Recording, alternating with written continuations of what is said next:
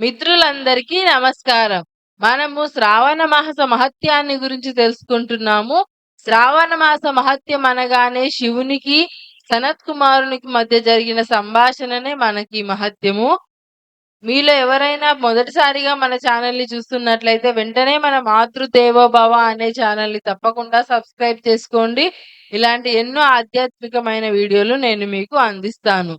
వీడియోలోకి వెళ్దాం. సంపత్ కుమారా, నీవు బ్రహ్మ యొక్క మానస పుత్రుడివి.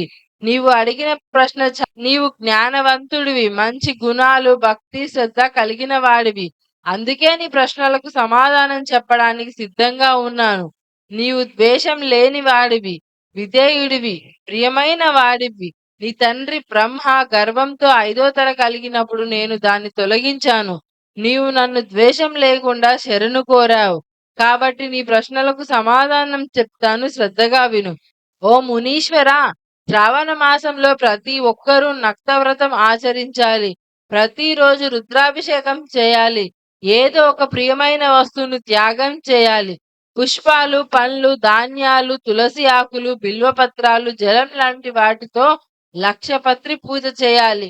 కోటి లింగార్చన చేసి బ్రాహ్మణులకు భోజనం పెట్టాలి. శివుడికి ప్రసాదాన్ని అందించాలి. ఉపవాసం చేయాలి లేదా జాగరణ కూడా చేయవచ్చును. పంచామృత అభిషేకం, పాలు, పెరుగు, తేనె, చక్కెర, నెయ్యితో అభిషేకం చేయడం చాలా ఇష్టమైనది. మునీశ్వర, శ్రావణ మాసంలో చేసే ధర్మాలు అన్ని గొప్ప ఫలితాలు ఇస్తాయి. ఈ వ్రతాలు చేసేవాడు మంచం వదిలి నేలపై నిద్రించాలి. ఎల్లప్పుడూ సత్యమే మాట్లాడాలి. బ్రహ్మచర్యం పాటించాలి. ఈ మాసం ఖాళీగా గడపకూడదు. అన్నం తినకూడదు. కానీ హోమంలో మిగిలినటువంటి అన్నాన్ని తినవచ్చును. ఓ మునీశ్వర, ఆకుకూరలు తినవచ్చు, కానీ కూరగాయలు తినకూడదు. వ్రతం చేసేవాడు పూర్తి భక్తితో, స్థిరమైన మనసుతో ఇంద్రియాలను అదుపులో ఉంచి ఉదయ స్నానం చేసి నేలపై కూర్చొని శివుని నిత్యం పూజించాలి. శ్రావణ మాసంలో పంచాక్షరి మంత్రం ఓం నమ శివాయ అనే మంత్రాన్ని యత్రి మంత్రం జపించాలి. ఈ మంత్రాలు జపిస్తే కోరికలు నెరవేరుతాయి. ప్రదక్షిణం, నమస్కారాలు, వేద పారాయణం చేయాలి. ఇవన్నీ చేస్తే కోరిన ఫలితాలు వెంటనే లభిస్తాయి. పురుష సూక్తం జపిస్తే గొప్ప ఫలితం వస్తుంది. నవగ్రహ హోమాన్ని శక్తికి తగ్గట్టు చేయాలి. ఇవి చేస్తే కోరికలన్నీ నెరవేరుతాయి. ఈ మాసంలో ఒక్క రోజైనా ధర్మం ఆచరించకపోతే ప్రళయకాలం వరకు నరకంలో ఉండాల్సి వస్తుంది. శ్రావణం నాకు చాలా ఇష్టమైన మాసము. ఈ మాసంలో కోరికలు కోరిన వారికి మోక్షం, కోరిన వారికి మోక్షము, కోరికలు కోరిన వారికి కోరికలన్నీ నెరవేరుతాయి. ఓ మునీశ్వర, శ్రావణ మాసంలో రోజుల వారీగా ఏ ఏ వ్రతాలు చేయాలో చెప్తాను, శ్రద్ధగా విను. ఆదివారం సూర్యుని పూజ, సోమవారం నా పూజ, నక్త వ్రతము, ఇది 3 నెలల వరకు చేయాలి. మంగళవారము మంగళ గౌరి పూజ, బుధ గురువారాల్లో బుధ బృహస్పతి పూజ చేయాలి.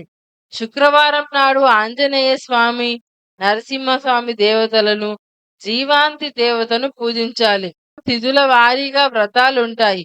శుక్ల విధియ ఔదంబర వ్రతము, శుక్ల తదియ గౌరీ వ్రతము, శుక్ల చవితి బోరువార గణపతి వ్రతము, శుక్ల పంచమి నాగపూజ, శుక్ల షష్ఠి మాపోదన వ్రతము, శుక్ల సప్తమి శీతలా వ్రతము, శుక్ల అష్టమి పవిత్రారోహణ వ్రతము, శుక్ల కృష్ణ నవమి నక్త వ్రతము, శుక్ల దశమి అశనేయుడి వ్రతము, శుక్ల కృష్ణ ఏకాదశి విష్ణు వ్రతము, శుక్ల ద్వాదశి విష్ణు పూజ పవిత్రారోహణ వ్రతము, శ్రవణ పౌర్ణిమ ఉపకర్మ రక్షాబంధనము హయగ్రీవ అవతార పూజ, శ్రావణ అమావాస్య పితృదేవతల పూజ వృషభరాజ పూజ.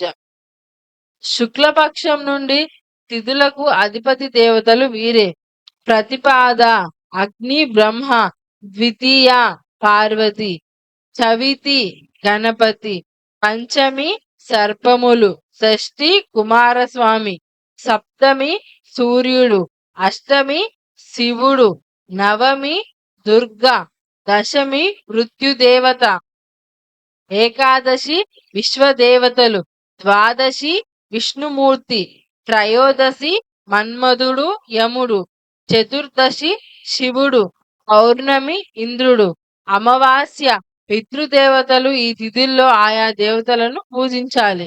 అగస్తోత్యయం సింహ సంక్రమణం తరువాత 12 రోజులు 40 గడియల తర్వాత వస్తుంది. ఇది పుణ్యకాలము.